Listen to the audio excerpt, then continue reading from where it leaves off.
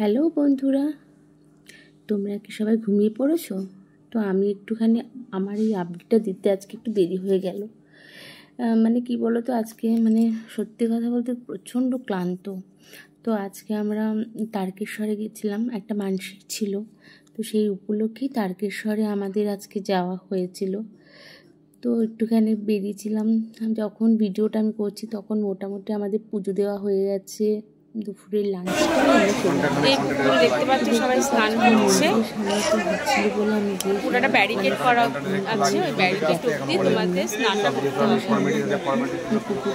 যারা আরো একটু বেরিয়েছে দোকানপাট দেখাচ্ছি, পুরো সবাই স্নান করে দেখো কতটা বড় পুজোতে বা কাউকে কোনো মানসিক থাকলে কেউ দণ্ডি কেটলে তাহলে তো এখানে তো মোটামুটি কিছুই কেনাকাটা নেই, যে সবই মানে আমাদের আমি যেখানে থাকি তখন নৈহাটি বলো, যে যেখানে থাকো সেখানে তো সব কিছুই পাওয়া যায়।